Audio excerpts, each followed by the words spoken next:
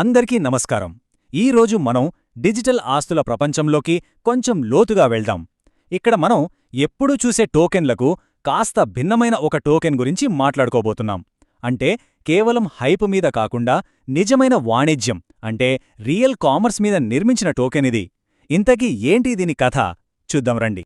సరే, ముందుగా అసలు తేడా ఏంటో చూద్దాం. ఒకవైపు మామూలు టోకన్లు, మరోవైపు ఐటీఎల్. చాలా వరకు టోకన్ల విలువ ఎలా పెరుగుతుంది? తగ్గుతుంది, మార్కెట్లో ఉన్న మూడ్, సెంటిమెంట్ బట్టి. కానీ ఐటీఎల్ అలా కాదు, దానికతే వేరు. దాని డిమాండ్ పూర్తిగా లావాదేవీల వాల్యూమ్ మీద, అంటే జరిగే వ్యాపారం మీద ఆధారపడి ఉంటుంది. అంటే మాటల మీద కాదు, చేతల మీదనమాట. మొదటగా చాలా డిజిటల్ అసెట్స్ ఫేస్ చేసే ఒక పెద్ద ప్రాబ్లం గురించి మాట్లాడుకుందాం. అదేంటంటే ఈ సెంటిమెంట్ రోలర్ కోస్టర్.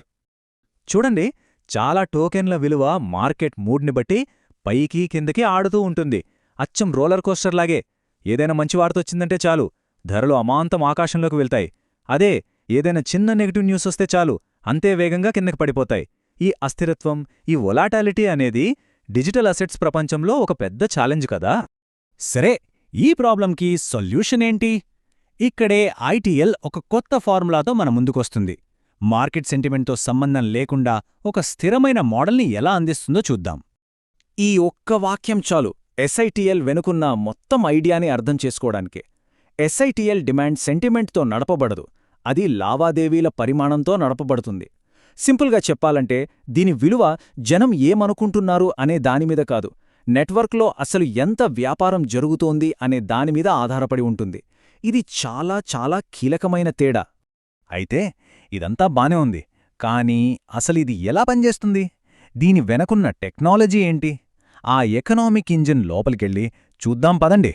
ఈ మొత్తం సిస్టమ్కి గుండెకాయ లాంటివి ఈ ప్రోటోకాల్ ఏఎంఎంలు, అంటే ఆటోమేటెడ్ మార్కెట్ మేకర్స్.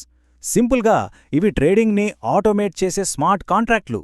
ఇక్కడ అసలు మ్యాజిక్ ఏంటంటే ఇంటర్లింక్ చైన్లోకి వచ్చే ప్రతి బిజినెస్ టోకన్ని కూడా తప్పనిసరిగా ఐటీఎల్తో జత చేస్తారు. అంటే ప్రతి వ్యాపారానికి ఐటీఎల్కి మధ్య ఒక బలమైన లింక్ క్రియేట్ అవుతుందన్నమాట.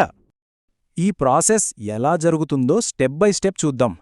ఫస్ట్, కొన్ని వ్యాపారాలు ఇంటర్లింక్లో జాయిన్ అయ్యి వాళ్ల రెవెన్యూని టోకెన్గా మార్చుకుంటాయి. ఆ తర్వాత వాళ్ల కొత్త టోకెన్లని ఐటీఎల్తో జతచేసి పూల్స్లో పెడతారు. ఇప్పుడు చూడండి, నెట్వర్క్లోకి ఎంత ఎక్కువ బిజినెస్లొస్తే అంత ఎక్కువ ఐటీఎల్ ఈ పూల్స్లో లాక్ అయిపోతుంది. దీనివల్ల ఏమవుతుంది? ట్రాన్సాక్షన్ వాల్యూమ్ పెరుగుతుంది.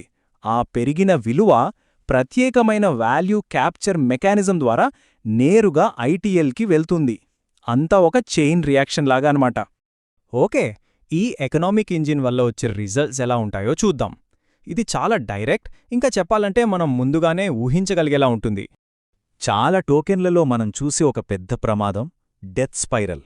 అంటే ధర కొంచెం పడిపోగానే అందరూ భయపడి అమ్మేయడం మొదలుపెడతారు. దాంతో ధర ఇంకా దారుణంగా పడిపోతుంది. ఇదొక విష వలయం లాంటిది. చాలా ప్రాజెక్టులని ఇది నాశనం చేసింది. అయితే ఐటీఎల్ సిస్టమ్ని డిజైన్ చేసిందే ఈ డెత్ స్పైరల్ని అవాయిడ్ చేయడానికి. దానికి బదులుగా ఇది కామర్స్కి, అంటే వ్యాపారానికి, టోకన్ డిమాండ్కి మధ్య ఒక స్ట్రెయిట్ లైన్ లాంటి సంబంధాన్ని క్రియేట్ చేస్తుంది. సింపుల్ ఫార్ములా: వ్యాపారం పెరిగిందా, డిమాండ్ పెరుగుతుంది. వ్యాపారం తగ్గిందా, డిమాండ్ కూడా అదే రేట్లో తగ్గుతుంది. మార్కెట్లో ఉండే గందరగోళం, ఊహాదానాలు ఇక్కడ ఉండవు. అంత లీనియర్, అంత డిరెక్ట్. సో మనమిక్కడ క్లియర్గా ఏం అర్థం చేసుకోవాలంటే, ఐటీఎల్ డిజైన్ కొన్ని డేంజరస్ ట్రాప్స్ని కావాలనే పక్కన పెట్టేసింది.